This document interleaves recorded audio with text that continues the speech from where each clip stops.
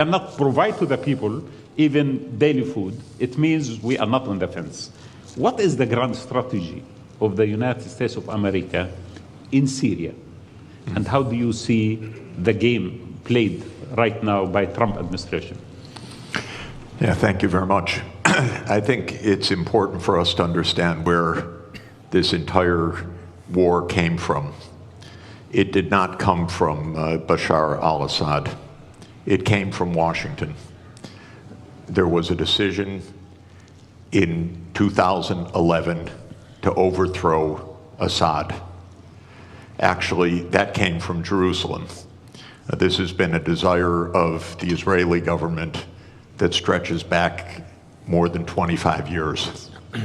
Netanyahu's idea is make the Middle East in Israel's image, overthrow every government that opposes Israel.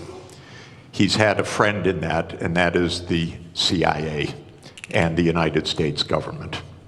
So this war in Syria did not come from Assad's repression. It did not come from Assad's dictatorship. This war came from a presidential order by Obama to overthrow Assad, starting in the spring of 2011. We have a name for this program. It was Operation Timber Sycamore. The United States, together with other countries in this region, trained fighters, especially jihadists, including the ones that just took power, to overthrow the regime. This created chaos. 600,000 dead in Syria in a war that has gone on for 14 years. The outcome of this war is what the CIA wanted back in 2011, which is that a jihad group would take power in Syria after being armed by the United States. The reason I want to be clear about this is that we will not have peace in this region until we have public diplomacy that is based on real diplomacy, not on CIA operations. And we will not have peace until Israel stops its militarization of the entire Middle East.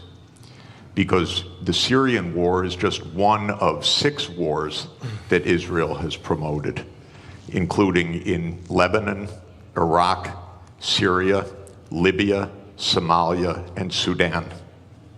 We had the list, actually, from Wesley Clark back in 2001, when he was handed a paper in the Pentagon that the goal was 7 wars in 5 years. The only war that hasn't taken place yet, to Netanyahu's great consternation, is the US war with Iran, which Israel is still trying to instigate to this very day. So the Syrian war is part of a regional tragedy. We have tragedy in Gaza, the West Bank, Lebanon, Syria, Iraq, Sudan, South Sudan, and Libya that I put at the hands of the United States government and its ally Israel, because none of these wars had to happen. These were all wars of choice.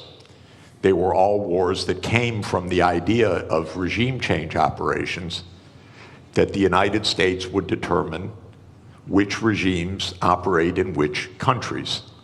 We'll never have peace in this region if outside imperial powers like the United States are dictating the terms to this region. The only way to have peace in this region is if this region is determining its own future, not outside powers. And Israel could never do these wars on its own. These are American wars.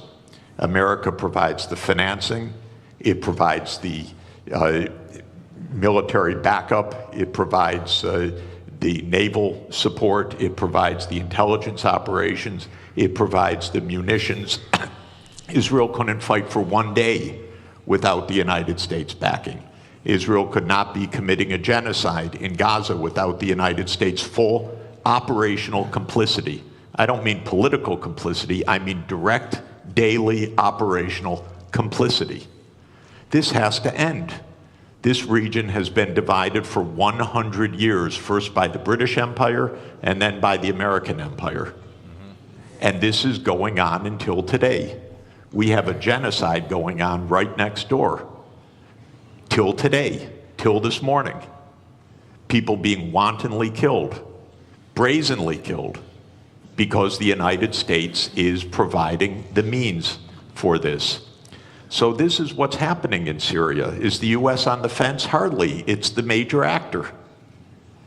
I know, by the way, I know firsthand that in 2012, UN Secretary General Ban Ki-moon appointed former Secretary General Kofi Annan as special envoy to reach a peace in Syria. I loved Kofi Annan. I love Ban Ki-moon. I worked for both of them.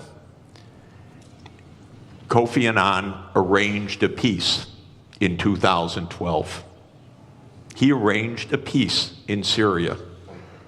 You know why it didn't happen?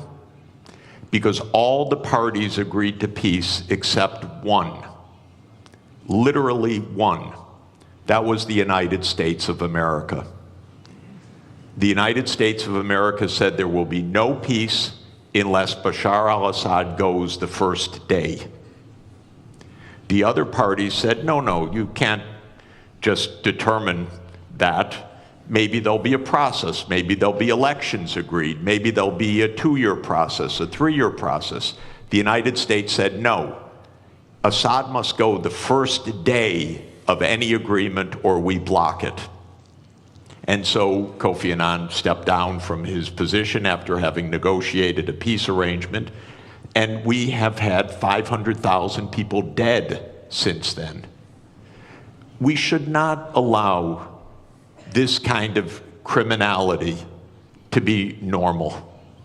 This region has been at war nonstop for 30 years, actually I would say for at least 57 years, since the Six-Day War, because there has been no honest accounting of international law, no honest diplomacy. It's been militarization all the way through. And we could have peace immediately in this region. All that is required, in my view, is the United States change its veto of Palestine as the 194th UN member state, because on that basis, all the region would normalize relations and the wars all across this region would stop.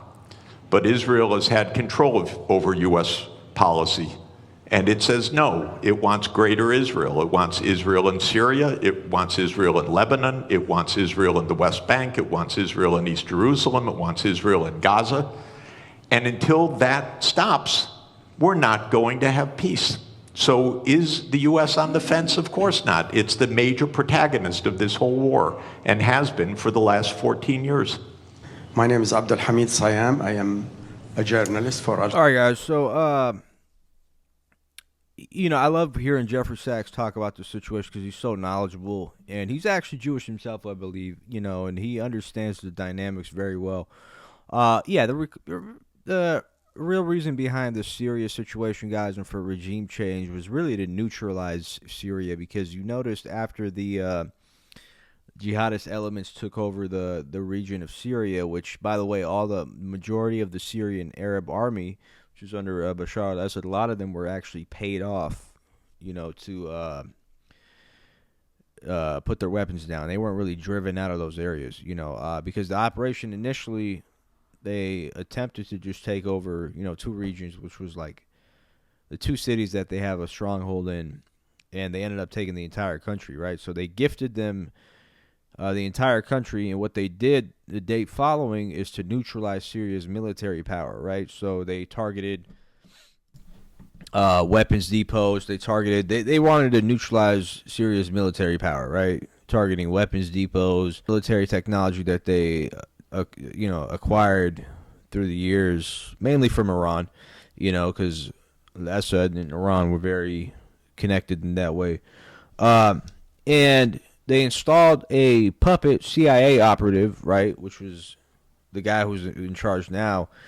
And there's been several counts of him, being under different names, and he's had like 4 or 5 different names.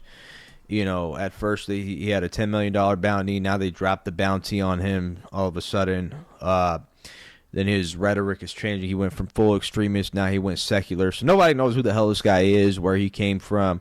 All we know is that he was a CIA operative, and his main goal was he's really just making an act out of the whole Syria situation. Let's act like we just, freed Syria, and we're going to build this this country that's, they're going to be able to defend their borders and be representative. And they're really not representative, defending borders. They're not. They flooded the entire country with Wahhabi terrorists who are slaughtering regular day-to-day civilians. These people are from several different foreign countries that, have,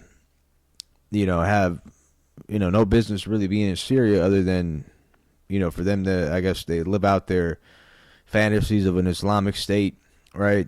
And these people are running around slaughtering different minority groups. This was all under the guise of the Timber Sycamore operation, right, that the CIA had to overthrow the Syrian government due to its ties with Russia and Iran mainly, right, and its military power. So they had that's neutralized Syria so it doesn't gain any power or influence.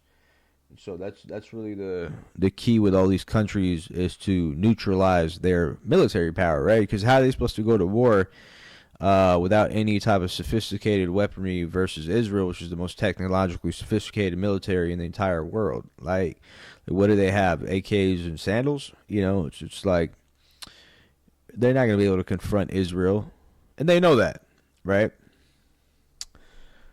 And they wouldn't do that either, regardless, right? They have no problem with Israel.